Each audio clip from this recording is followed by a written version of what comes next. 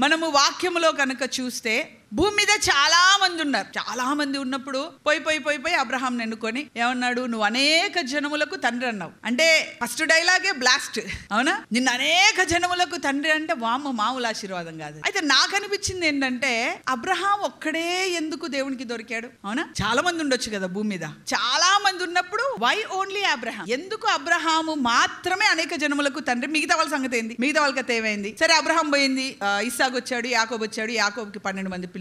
ఆ 12 మంది పిల్లలని పోషించడానికి వై జోసెఫ్? ఎందుకు యోసేపు? ఎందుకు బెన్యామిన్ కాదు? ఎందుకు యూదా కాదు? Why Joseph? ఇంకా గోత్రాలన్నిటిలో చూస్తే యేసుక్రీస్తు మళ్ళీ యోసేపు వంశావళిలో నుంచి రాలా. ఎక్కడి నుంచి వచ్చాడు? యూదా వంశావళిలో నుంచి వచ్చాడు. Why Judah? Why Lord? Why? ఎందుకు? అసలు ఏ బేసిస్ మీద అనుకున్నావు నువ్వు వీళ్ళని? అయితే this was a troubling question for me. ఎందుకు కొందరిని మాత్రమే దేవుడు అనుకున్నాడు? ఎందుకు మాత్రమే అబ్రహాము? ఎందుకు మాత్రమే యోసేపు? ఎందుకు యూదా? ఎందుకు యాకోబు? ఎందుకు గిడియను? ఎందుకు సౌలు? ఎందుకు దావీదు? What made you to select them? ఇప్పుడు వాళ్ళని సెలెక్ట్ చేసుకోవడానికి అబ్రహాంకు విశ్వాసం కరెక్టే, విశ్వాసం ఉంది. కానీ పోయి హాగర్ను చేసుకున్నాడా లేదా? అవునా? విశ్వాసం తక్కువై భార్య నా చెల్లెని చెప్పాడా లేదా? అంటే పెద్ద సూపర్ హీరో లాగా ఎక్స్ట్రీమ్లీ అన్ని మంచి క్యారెక్టర్లు అన్నట్టు కూడా లేవు. వాళ్ళ దగ్గర కూడా, అబ్రహాం దగ్గర కూడా అబద్ధం చెప్పాడు, పోయి హాగర్ను చేసుకున్నాడు. హాగర్తో తలకాయ నొప్పి ఇప్పుడు ప్రపంచం అంతా పడుతుంది, అది మనందరూ తెలిసిందే, అవునా కదా? తర్వాత యాకోబు సంగతి తెలిసిందే, మోసగాడు. రేచల్ లవ్ స్టోరీలో ఆయన జీవితం అయిపోయి, అవునా? సో యోసేపు, ఓకే, యోసేపు దగ్గర మనకు అక్కడ దొరకడు. కానీ ఇలా మామూలుగా దావీదుని చూసుకుంటా పోయినా అంటే వీళ్ళందరిలో అబ్బా ఇలాంటి పరిశుద్ధ జీవితం అట్లన్నట్టు కూడా ఏం లేదు. అంటే మంచిగా ఉన్నారు. కొన్ని ఎక్స్ట్రీమ్లీ హై క్యారెక్టర్స్ ఉన్నాయి, కొన్ని నార్మల్ క్యారెక్టర్స్ ఉన్నాయి కదా. సో అబ్రహాము తన కుమారుణ్ణి బలి ఇయ్యడం ఎక్స్ట్రీమ్లీ హై క్యారెక్టర్. తర్వాత యాకోబు అక్కడికి వెళ్ళేసి మళ్ళీ దేవుడు చెప్పాడని, ఏశావు చంపాడు కానీ నేను మాత్రం రిటర్న్ వస్తాను, ఎందుకు? దేవుడు చెప్పాడు కాబట్టి మళ్ళీ రిటర్న్ రావాలని. Extremely high character. యాక్చువల్గా అయితే యాకోబు అక్కడే సెటిల్ అయిపోవచ్చు, 2 భార్యలు, పిల్లలు, బానే ఉంది, అక్కడే ఉండొచ్చు. కానీ ఉండలా. ఎందుకు?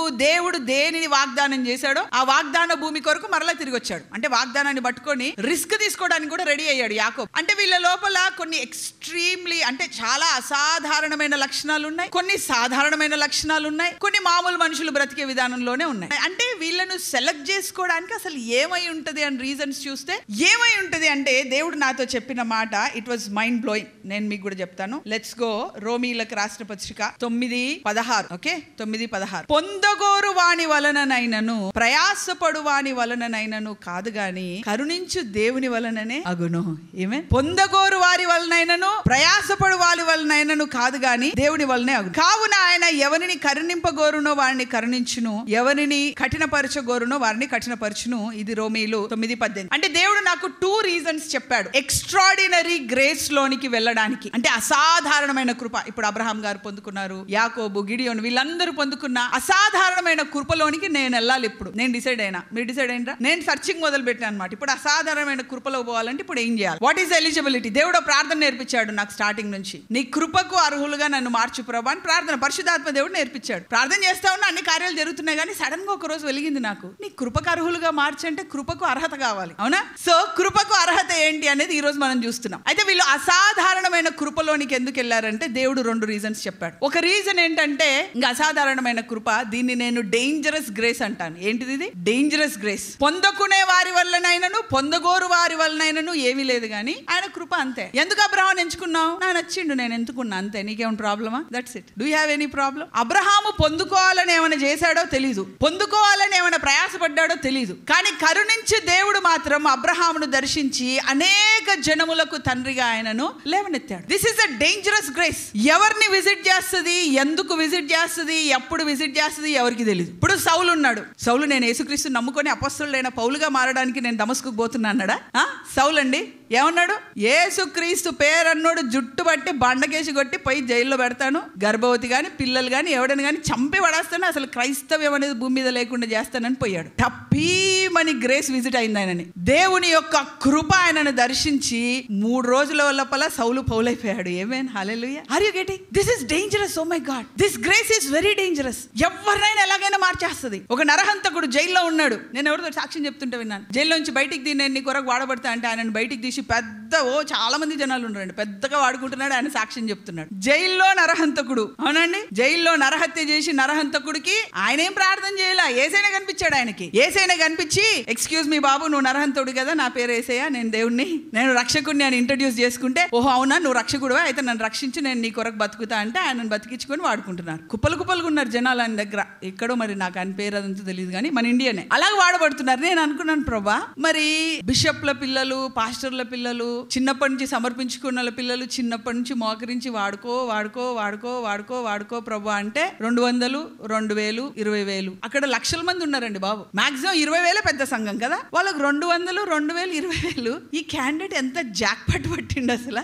జైల్లో నరహత్య చేసి కృప దర్శించగానే లక్షల జనాలు, అద్భుతాలు, ఆశ్చర్యకార్యాలు. ఏంటి ప్రభా అంటే, పొందగోరు వారి వలనైనను చేయువాని వలనైనను ఏమీ లేదు. ఏంటది? దేవుని యొక్క కృప. This is dangerous grace. ఈ గ్రేస్, ఈ కృప గనక ఎవరినైనా దర్శించింది అనుకోండి. అందుకే నేను మీకు ఒక ప్రార్థన నేర్పించా. ఈ మెసేజ్ కొరకే నేను మీకు ఆ ప్రార్థన నేర్పించా. మీరు ఈ ప్రార్థన చేయండి, ఉపవాస ప్రార్థనలో అని చెప్పా. నీ కృపను బట్టి నీ కనులకు నేను దొరకాల. ఏమేన్ అర్థమవుతుందా? నీ కృపను బట్టి నీ కనులకు నేను దొరకాల. ఆయన కృపను బట్టి ఆయన కనులకు మీరు దొరికారనుకోండి, దశ దిశ అన్ని మారిపోతాయి. దశ మారిపోద్ది, దిశ మారిపోద్ది, అన్ని మారిపోతాయి. నువ్వు లోకానికి ఒక ఆశ్చర్యకరముగా ఉంటావు. అరే మన ముందులో ఉన్న పిల్ల కాదా, మన ముందులో ఉన్న పిల్లోడు కాదా, ఏంట్రా బాబు ఇలా మారిపోయారు, ఇంత ఆశీర్వాదం ఏంది, ఇంత అభివృద్ధి ఏంది, ఇంత అభిషేకం ఏంది, ఇంత సేవ ఏంది, ఇంత కథ ఏంది అని లోకమంతా ఆశ్చర్యపోయే విధంగా దేవుడు ఆ కృపను మన మీద కుమరిస్తాడు. ఆమేన్. So how we can get this grace? ఈ కృపను మనము, ఈ అసాధారణమైన అపొస్తలుడైన పౌలు పొందుకున్న కృప, లేకపోతే అబ్రహాం పొందుకున్న కృప, ఈ కృపకు వీళ్ళు అర్హులు ఎలాగయ్యారు అంటే, దేవుడు నాకు చెప్పిన మాట ఒకటి ఏంటంటే, they were sincere, they were honest. అర్థమైందండి? వాళ్ళు సిన్సియర్, వాళ్ళు ఆనెస్ట్. ఇప్పుడు నరహంత కూడా ఆనెస్ట్ గా నరహత్య చేసి కరెక్టేనా అండి? చెడ్డదా తర్వాత సంగతి, అది చెడ్డదా మంచిదా తర్వాత సంగతి. నిజాయితీ అంటే ఏంది? నువ్వే పని చేసినా నమ్మకంగా చేయాలి. సౌలు నమ్మకంగా క్రైస్తవులను చంపుతుంటే, అరే నువ్వు ఇంత నమ్మకంగా క్రైస్తవులను చంపుతున్నావే, నిన్ను గనక రక్షించుకుంటే నువ్వు ఎంత నమ్మకంగా రక్షిస్తావు. ఏమేన్ హల్లెలూయా. అర్థమవుతుందండి? సో ఈ అసాధారణమైన గ్రేస్ అంటే, దిస్ కైండ్ ఆఫ్ గ్రేస్, సౌలును పౌలుగా మార్చే గ్రేస్. సో నాకు కూడా చాలా రోజులు దేవుడు నన్ను వాడుకుంటున్నాడని నాకు అర్థం చేసుకోవడానికి నాకు చాలా టైం పట్టింది. ఎందుకంటే I never wanted to settle like this. ఈ స్టేజ్, ఈ జనాలు, ఇది నా స్టైల్ కాదు, ఇది నా లైఫ్ కాదు. నేను అనుకున్నది కాదు ఇది. కాకపోతే యేసే అంటే చాలా ఇష్టం. అంటే ఆయన ముఖ దర్శనం ద్వారా ఒక ఇంపార్టేషన్, అంటే దేవుడు ఒక నింపుదల చేశాడు. ఆయన ప్రేమ ఏంటి, ఆయన ఎంత మంచివాడు అనే విషయం అర్థమైంది. ఆయన ప్రేమ, ఆయన మంచివాడు అన్న విషయం అర్థమైన తర్వాత, అరే ఇంత మంచి దేవుడిని మనం ఇంట్రడ్యూస్ చేయాలి కదా. సో ఇంత మంచి దేవుడు గురించి ఎవరికి పడితే వాళ్ళకి చెప్పాలా, ఖచ్చితంగా చెప్పాలా. ఆయన అంత చేసినప్పుడు మనం నిద్ర తిండి లేకుండా ఎక్కడైనా చెప్పాలన్న ఆశ ఒకటి ఉండేది తప్ప, సో మినిస్ట్రీ పెట్టాలా. చాలా మంది వచ్చి మినిస్ట్రీ పెట్టినవంట కదా అంటే, అదేమన్నా దుకాణమా పెట్టడానికి? నేను అనుకుంటామా అదేమన్నా దుకాణమా పెట్టడానికి పెట్టినవంట కదా అంటారు. ఏంది? అది దేవుడు వాడుకుంటుండే అంతే కదా. So there is a different concept. So ఒక పెద్ద మినిస్ట్రీ పెట్టాలా, దేవుని కొరకు సేవ చేయాలా, వాడబడాలా, బోధించాలా, అసలు ఒక్క కోరిక కూడా నాకు లేదు. మీరు నమ్ముతారో నమ్మరు, అస్సలు అవేం లేదు. నాకు తెలిసిందల్లా యేసయ్య మంచోడు, ఎవరు కనిపిస్తే వాళ్ళకి చెప్పాలంతే. సో ఎప్పుడైతే ఈ మైండ్ సెట్ మారుతుందో, నేను అనేక మందికి ఆశీర్వాదకరంగా మారాలి, ఒక సిన్సియారిటీ, ఒక ఆనెస్టీ, అంటే ఒక నిజాయితీ, ఒక సిన్సియారిటీ మీ జీవితాల్లో మొదలవుతుందో, అప్పుడు దేవుడు మీ మీద అసాధారణమైన కృప దేవుడు మీ మీద కుమరిస్తాడు. ఏమే హల్లెలూయా. Are you getting? సో నువ్వు అసాధారణమైన కృపలోనికి రావడానికి రోషము కలిగిన ఒక ఆలోచన, రోషము కలిగిన ఒక తలంపు, అది నిజాయితీతో, అంటే నీ స్వార్థం కొరకు కాదు, నీ స్వార్థము కొరకు కాకుండా దేవుని మహిమ కొరకు కావచ్చు, ఇతరుల మేలు కొరకు కావచ్చు, వేరే వాళ్ళ ఆశీర్వాదం కొరకు కావచ్చు. నీ హృదయంలో కనుక ఒక్క ఆలోచన కనుక పుట్టడం మొదలు పెడితే, ఆ ఆలోచన నిన్ను ఎంత దూరమైనా నిన్ను తీసుకెళ్తుంది. ఏమే హల్లెలూయా. అర్థమవుతుందా? సో నా హృదయంలో వచ్చిన ఒక్క ఆలోచన, అరే ఇంత క్రేజీ యేసయ్య గురించి నేను ఎప్పుడు అనుకుంటాను, నువ్వు క్రేజీ యేసయ్య అనుకుంటా నేను, నువ్వు చాలా క్రేజీ, అసలు ఎవ్వరు చేయరు నీలాగా. మొత్తం మహిమను వదులుకొని మనిషిలా పుట్టి దెబ్బలు తిని చచ్చిపోయి తిరిగి లేచి మళ్ళీ కనిపించింది, నమ్మండి నమ్మండి నమ్మండి అని చెప్పి మళ్ళీ వాళ్ళకి పరిశుద్ధాత్మనిచ్చి వాళ్ళకి సహాయం చేస్తుంటా. అసలు ఇంత అవసరం ఎవరికి ఉందండి? అవసరం ఉంది అసలు ఇంత?